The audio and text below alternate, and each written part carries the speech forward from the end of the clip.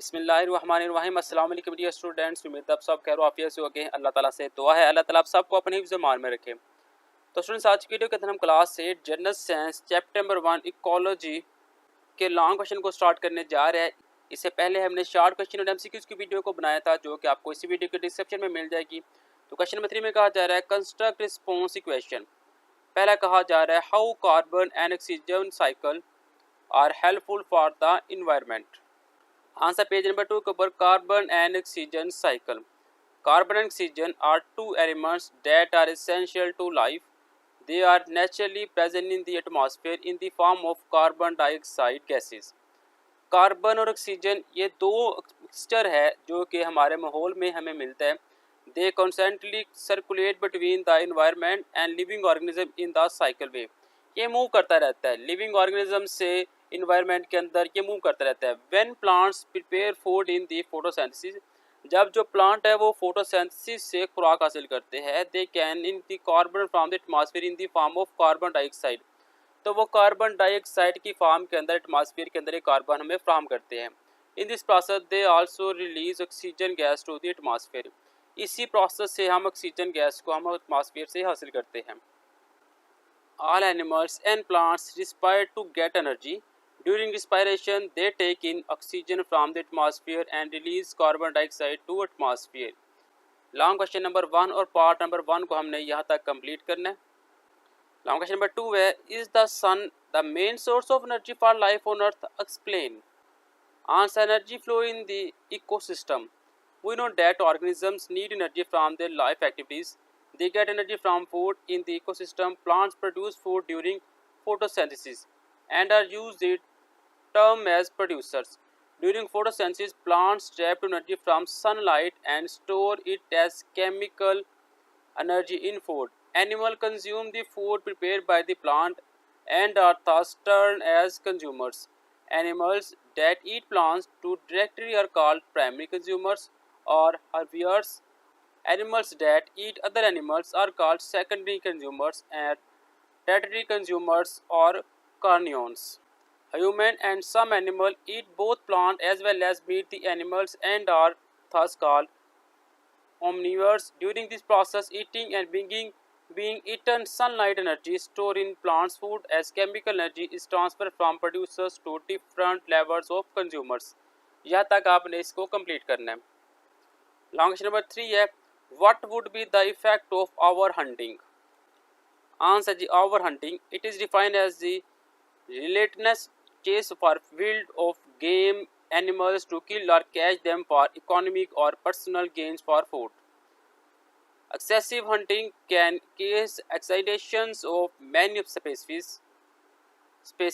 Overhunting of one animal species causes an abundance of the other hunt, leading of an imbalance in the natural ecosystem and the food chain. ये था मेरे पास long question number 3। Next में कहा जा रहा है investigate करना है। ये अगर आपने करने हो तो मैं इसके आंसर आपको बता देता हूँ।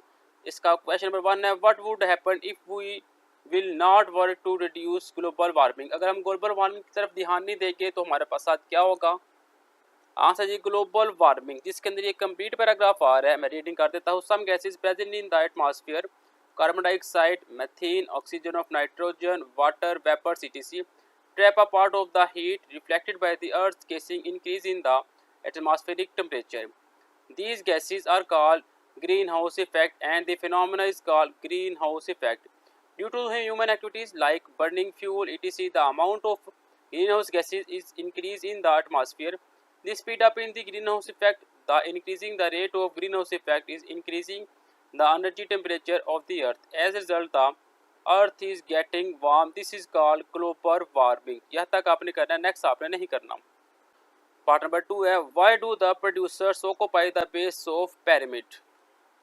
Answer ecological pyramid। The different feeding levels of organism in an ecosystem are called trophic levels, producers, herbivores, primary consumers etc. Biologists express the trophic relationship by the diagram that take the space shape of pyramid. These diagrams are called ecological or pyramid. The ecological pyramid are usually based on the number and weight of the organism at each trophic level. Both the number and weight of the organisms decrease from the base to the top of pyramid. How can we explain the decreased number of weight?